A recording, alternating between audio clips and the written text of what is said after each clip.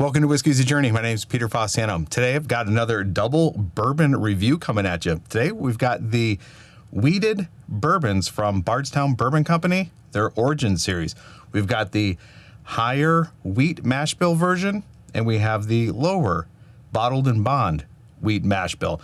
So just like always, let's pour them, nose them, taste them, talk about them a little bit, add some water to them, and then if you stick around until the very end, I'm going to give each one of these a score.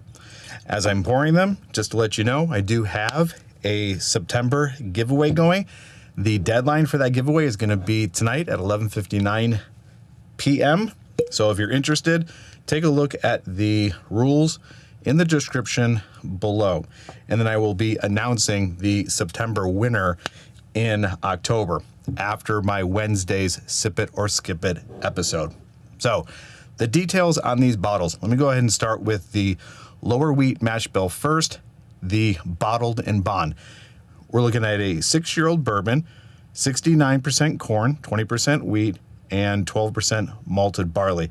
This was distilled in the fall of 2017, and it is the Origin series. So this is all Bardstown Bourbon Company bourbon.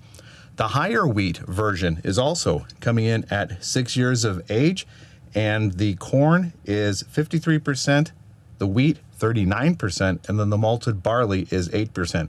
And this was distilled in 2018. They're both 750 milliliter bottles. This one doesn't really mention anything about it being a wheated bourbon. It just says bottled and bond Kentucky straight bourbon whiskey.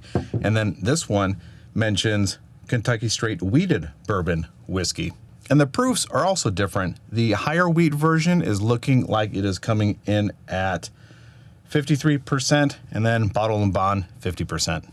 I paid in California $46.99 for the bottled and bond, and then they started distributing in Arizona about a week after I got back from this summer's barbecue events over there, and then I ended up paying $55.99 for the higher wheat version.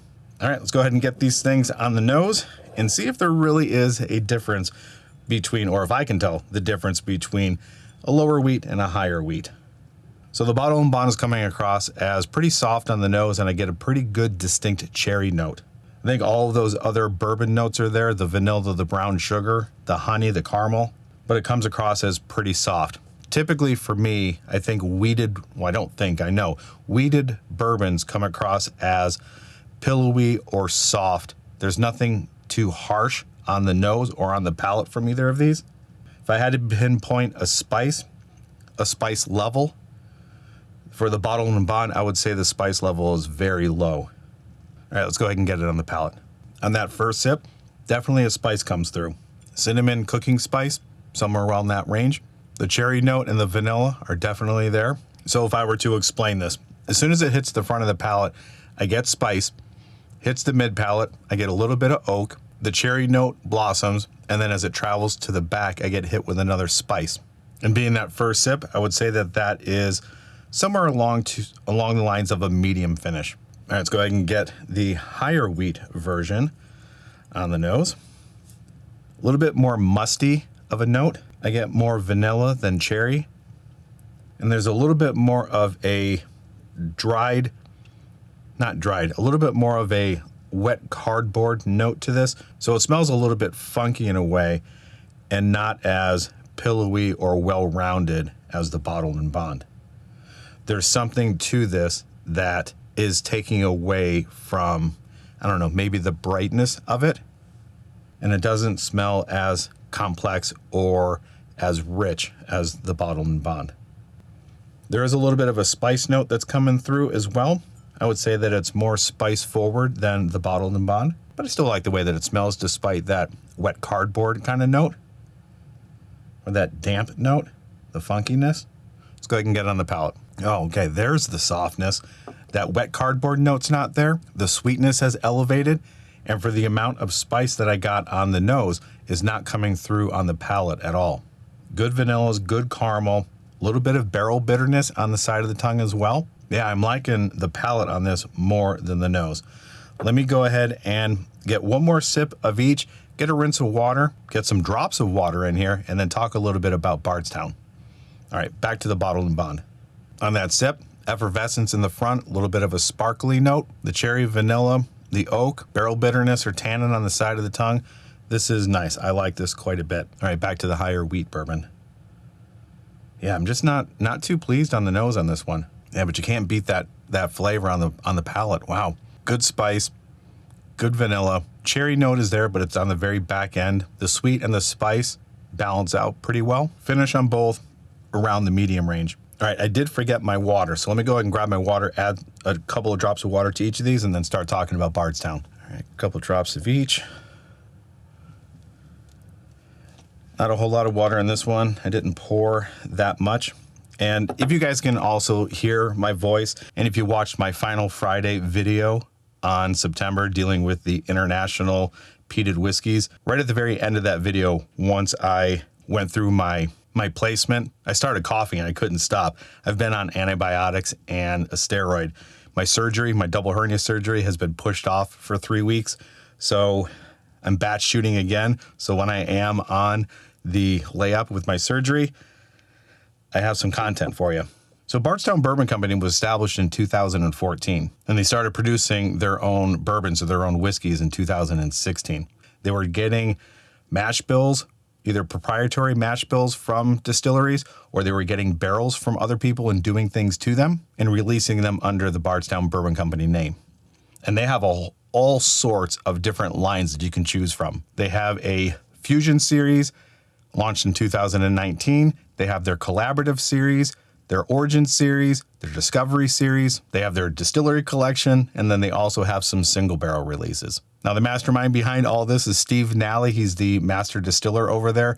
He originally started at Maker's Mark and then went over to Wyoming Whiskey. And then from Wyoming Whiskey, he came over to Bardstown. Now, in the short time Bardstown has been around, they have exploded on the scene and they're doing a lot of really good things. Or at least according to me and my palate, I think they've done a lot of really good things. And once their own distillate was up and ready to go, they ended up releasing their Origin series, and all of the stuff that was in their Origin, their rye, their bourbon, their bottled and bond, their wheated whiskeys, all of these things are now containing their own distillate. And their Fusion and their Collaborative series, I think, is a combination of sourced things from various distilleries, along with maybe a mixture of their own as well. So they do have a wide variety of offerings for you to choose from. I think they're a little bit on the expensive side, but I think if your budget allows, I think they're worth checking out. I know their Discovery series is up to Discovery Series 12, and apparently in 2024, that Discovery Series 12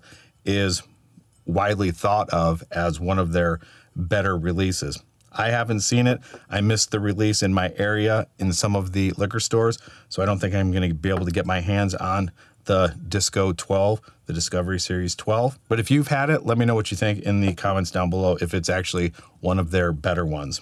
All right, now that this water has had a chance to do its thing, let's go ahead and start with the lower wheat, their bottled and bond. That cherry note is now exploding. That water has really amplified that note. Heavy on the vanilla, very low on the spice. All right, let's go ahead and get it on the palate. The water has softened that spice a little bit on the palate. It turned a little bit more bitter on the side of the tongue, and the flavors eventually fall off a cliff. So adding that water made this finish very short. Now let's go ahead and try the higher wheat version. Yeah, that wet cardboard note is still there. The vanilla note is there, but it's a little bit more subdued. It just got a little bit more funky, a little more damp smelling. Yeah, not a fan of the nose on this at all. Let's go ahead and get it on the palate. Still a good amount of sweet and spice. That's pretty much balanced. The barrel bitterness and the tannin has increased quite a bit with the water. Not big on that. So I think both of these, for me at least, will do better without water. And the finish on this, that damp, bitter note is kind of hanging on for dear life. The flavors on the bottle and bond fell off. This one is just escalating and carrying on to a longer finish, and it's not a very pleasant finish. All right, let's go ahead and move on to the scoring system. If you're new here, I'm rating everything out of 5 stars. I can tell you right now, I think the overall experience of their bottled and bond is better than the higher wheat version. Not the biggest fan of the nose on this, with it also being a higher price. Even though the sweet and spice is pretty well balanced. I'm going to give this 3.8 out of 5 stars. Now, the Bottled and Bond, I think, is a complete package. I do like the nose. I do like the sweet and spice. The cherry note and the vanilla, I like quite a bit. And if I'm not mistaken, again, the price on this one is less expensive. So all around, I'm going to go towards the Bottled and Bond, and I'm going to give this one a 3.95. The funk on the nose, how it's acting with water, the higher price, for me, this is just not hitting my palate as nice as the Bottled and Bond. So I'm going to open it up to you. Let me know in the comments down below if you have had either one of these, and if you have, which one do you prefer? And if you know anything else about the Bardstown Bourbon Company that I didn't add, leave those comments down below as well. Not a whole lot to blend here, so let's go ahead and end this video. Like always, wherever you are at in your journey, I hope you are enjoying it. And for everybody that is participating in the giveaway, good luck to you all. You have until 11:59 tonight to still enter. Let's get one last sip here. Yeah, spicy, cherry, and oak. I think the blend of the two is better than this by itself. All right, that's all I have for you. We'll see you next time.